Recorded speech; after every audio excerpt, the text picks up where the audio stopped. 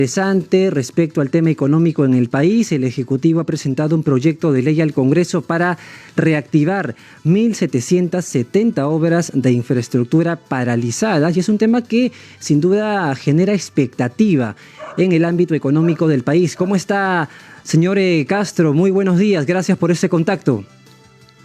En primer lugar, agradecer a Radio Nacional, al informativo y a tu persona, Michael, y estoy atento a las consultas que creas conveniente. Con relación a este proyecto de ley para destrabar un buen número de proyectos, ¿no? Alrededor de 1.700 proyectos, que es, digamos, la bondad de este proyecto presentado ante el Congreso para destrabar una serie de proyectos, ¿no? Que están paralizados por distintos factores, ¿no? Creo que es importante porque sabemos que la inversión pública, en primer lugar, permite darle una mayor capacidad de prestación de servicios al Estado, ¿no? En su conjunto, tanto en las tres instancias de gobierno, nacional, regional y local. Pero creo que también no solo se busca facilitar, ¿no? y destrabar estos proyectos, sino también se requiere por parte del Estado una mejor gestión en cuanto a los proyectos de inversión pública, porque seguimos viendo proyectos fallidos. Es lamentable que hace como cerca de 2 meses el presidente de la República, indudablemente que no son proyectos que se han ejecutado en este gobierno, pero la inauguración de un hospital en Ayacucho, a los pocos días con un aguacero, este hospital en todos sus ambientes tenía filtraciones de agua. Entonces vemos estos tipos de proyectos, de obras mal construidas, que indudablemente quien paga los platos rotos es el ciudadano de a pie, ¿no? Al no contar con un buen hospital, con un buen colegio, una buena infraestructura, carretera, pista, infraestructura para la productividad, competitividad local o regional, ¿no? Entonces yo creo que en buena hora que se den estos pasos, pero no basta solamente con esta presentación de proyectos de ley, sino también gestionar mejor la inversión pública. ¿Va a contribuir en todo caso a generar dinamismo en el sector económico del país? Indudablemente, si bien es cierto, la inversión privada es la que tiene mayor participación en la generación del PBI, sin embargo, la inversión pública también dinamiza la economía y, por un lado, mejora la capacidad de prestación de los servicios por parte del Estado, y segundo, también que influye también en la generación de empleo, sobre todo en la fase de ejecución de los proyectos de inversión pública, ¿no? Que es la fase donde se destina mayores recursos y mayor demanda de mano de obra, ¿no?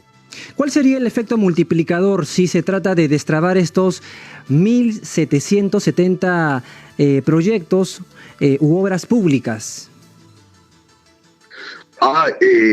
Es importante porque estamos hablando prácticamente un poco del monto que se afectó presupuestariamente, y hay que hablar con propiedad cuando anunció el ex ministro Pedro Franque al final del año pasado, de unos 39.000 millones, ¿no?, de soles en cuanto a inversión pública. Se estima que con el destrabe de estos proyectos estaríamos hablando de unos 37.500 millones de soles, ¿no? Y en la cual también tienen un impacto en generación de empleo en el corto plazo, ¿no? Así es. Y ahora, pasando a otro tema, lo que se ha vivido en los últimos días y todavía está pendiente de resolver tanto por la empresa privada, el Ejecutivo, y estoy hablando de la minera Las Bambas. Decía que en estos días de paralización se ha afectado estos 75.000 empleos directos que genera la minera. ¿Cómo usted ve el panorama en este aspecto? Michael, para hablar con propiedad, en el caso de La Bamba más o menos está inmerso entre unos 8.000, ¿no? Entre 8.000 y 9.000 puestos de trabajo en lo que es planilla y contratistas. Pero el efecto multiplicador, estamos hablando más o menos de 80.000 puestos de trabajos indirectos. En realidad es un grave daño para la economía, la paralización no solamente de Las Bambas y Cuajones, porque ambas se estaría perjudicando el país más o menos por encima de los 14 millones de dólares diarios, ¿no?, en cuanto a producción. Y en el caso de Las Bambas, si hablamos desde el punto de vista de exportaciones, estaría afectando más o menos unos 20 millones diarios, ¿no?, al país. Ahora, sí, Michael, te escucho. Permítame, por favor, ¿cuál es en todo caso la salida para este tema respecto a las Bambas, desde su punto de vista? Es enfrentar este proceso con una capacidad de resolución de estos conflictos sociales que no ha habido incluso en el pasado. Es con una planificación territorial y establecer el rol y las responsabilidades que le toca al Estado en su conjunto, que está ausente en estos espacios de resolver los conflictos sociales, que prácticamente y que viene de buen tiempo, Michael, es el enfrentamiento directo entre la empresa y las comunidades. Y creo que ha sido un grave error que no esté presente el Estado.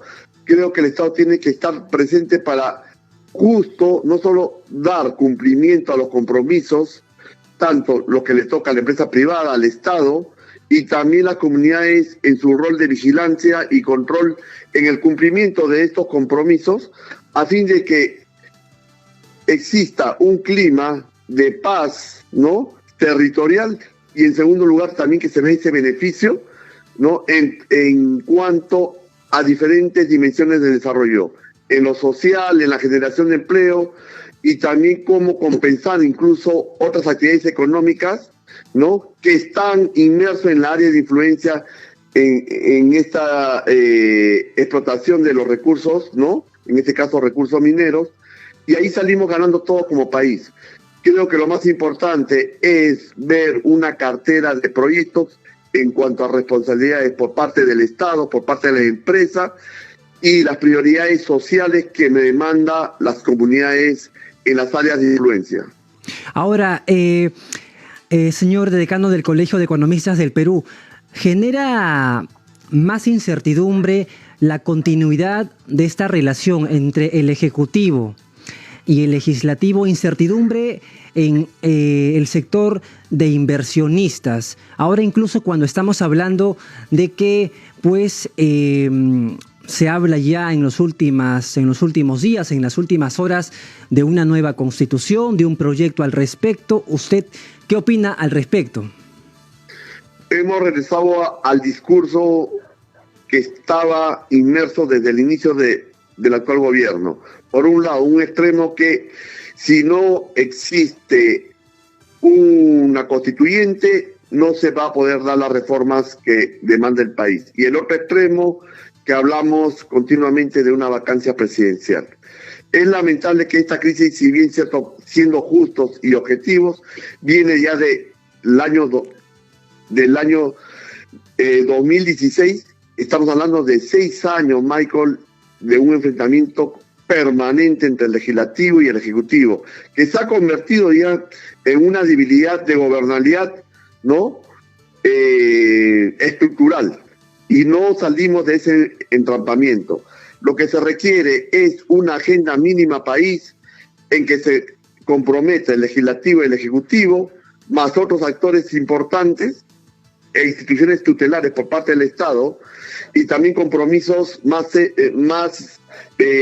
quizás con compromisos de mayor alcance por parte del sector privado, pero estos compromisos tienen que ser con una misma visión de desarrollo. Si no, no vamos a salir de ese entrampamiento, y lo que demanda más la gente el ciudadano de a pie, Michael, es empleo. Como país nos quedamos con un gran impacto negativo, ¿no?, producto de la pandemia, y es más, no estamos generando empleo formal. Nuestra economía incluso ha incrementado la informalidad, producto también de lo que pasamos en el año 2020. Y no estamos generando y propiciando mejores condiciones de empleabilidad para las futuras generaciones de jóvenes en el país. Y eso es peligroso. ¿El crecimiento económico cuál ha sido en el primer trimestre del presente año? ¿De pronto hay alguna data ya que usted pueda compartir con nosotros? Sí, ha habido un incremento, pero lo que pasa es que un poco también es engañoso. Si nosotros nos vamos a comparar con el año 2021, normalmente estamos bien, ¿no? Pero el 2021 acuérdate que si bien cierto, hubo un crecimiento rebote, ¿no? Un crecimiento, digamos, importante. Si lo comparamos con el 2020, pues indudablemente estamos con altos porcentajes de crecimiento. Pero si hablamos de estos meses y nos comparamos con antes de la pandemia, prácticamente vemos que no, el crecimiento no es lo más, digamos, deseable para el país. Nosotros necesitamos crecer, si hablamos de crecimiento anual, por encima del 5% para resolver los grandes problemas del país, sobre todo el tema de empleo, el tema de mejores condiciones de bienestar para la población, ¿no? Y es más, tenemos que ir resolviendo estos grandes problemas estructurales, entre ellos el empleo formal, que este empleo formal es el mejor camino de dar un paso más adelante sobre la reforma previsional. No hay otro camino. La reforma previsional pendiente tiene que estar vinculado a las mayores posibilidades de empleo formal en el país. Si no entendemos, ¿no?, esa mirada, no vamos a dar esas reformas en cuanto a mejores condiciones de vida en el país. Ahora, el paro de 48 horas acatado en la región Cusco ha generado pérdidas por alrededor de 5 millones de soles, así lo ha señalado el gerente regional de Comercio Exterior y Turismo, Rolando Mendoza, ¿no?, de esta parte del país. Es preocupante, sin duda, esta cifra. ¿Usted cómo ve la situación que se ha desarrollado en los últimos días? De igual forma, en el Cusco también tenemos distintos problemas territoriales, no solamente en el tema minero, en el tema de turismo, que tú lo has dicho bien, tema de transporte, y ahora ha venido toda una avalancha de reclamaciones y demandas, quizás postergadas, pero creo que lo más importante es soluciones a esas agendas y realidades que son diversas en el país. Y es la falta de liderazgo, la falta de planificación y también de compromisos por parte del Estado en las tres instancias de gobierno. Ahí se ve ese divorcio y también, Michael, otro tema pendiente en la agenda nacional es replantear totalmente el proceso de descentralización del país, porque ha habido recursos para dar mejor educación, salud y mejorar el tema de la infraestructura en el país. Sin embargo, estos dineros de los canos, sobre canos, en el camino se han ido desperdiciando, sobre todo en proyectos fallidos que perjudica a la población, ¿no? Y lo hemos visto en distintos departamentos, más aún donde existen recursos que se están explotando, ¿no? Y es lamentable que por el lado del Estado no ha gestionado bien estos recursos que, digamos, contribuye esta actividad, sobre todo la actividad minera. Y por otro lado, también mayores compromisos de responsabilidad y de mayor conectividad con las comunidades por parte de estas empresas también. Creo que debemos de replantear esa convivencia y esos acuerdos para no solamente mejorar el clima de inversiones, sino lo más importante, generación de empleo y que estas inversiones redunden en el bienestar de la población, ¿no? ¿Usted considera importante que en el marco de esta situación que atraviesa el país, no solamente política, sino, por cierto, social, el acuerdo nacional va a generar ese consenso el cual demanda la población? En buena hora que se pueda utilizar cualquier mecanismo de buscar un acuerdo y un mínimo de esa agenda país para los próximos por lo menos 4 años. Sí. Lo ideal, lo deseable es que el Perú tenga una visión de país en los próximos mínimo 30 años, pero si no lo tenemos ni siquiera para un gobierno de turno, ¿no?, en que se vea por lo menos una agenda mínima y de resultados al 2026, yo creo que es complicado. Sí, pero el acuerdo nacional, Michael, sin desmerecer su rol que cumplió a partir de su creación, creo que lo utilizan más para problemas de crisis y cuando se presentan una serie de problemas como lo que estamos viendo ahora, ¿no? Me parece que puede resultar si también existen voluntades por ambas partes. Y lo más importante, el presidente tiene que reorientar y también demostrar un liderazgo, ¿no?, en hacer esos cambios, no solamente a nivel de gabinete, sino también en el tema de gobernabilidad a través de los distintos sectores y coordinar y mejorar el uso de los recursos con los gobiernos subnacionales. Si no, vamos a estar en serios problemas de gobernabilidad y de crisis permanente, y ahí sí tendríamos que buscar una salida dentro de los cauces democráticos e constitucionales, una salida para resolver esta crisis que no nos lleva a ningún lugar, a ningún lado, porque estamos poniendo en peligro lo que más desea, ¿no?, nuestra economía, que es la reactivación económica, Michael. Perfecto, muchísimas gracias, señor Carlos Castro, doctor Carlos Castro, decano del Colegio de Economistas del Perú, por esta comunicación con Radio Nacional. Que tenga muy buenos días.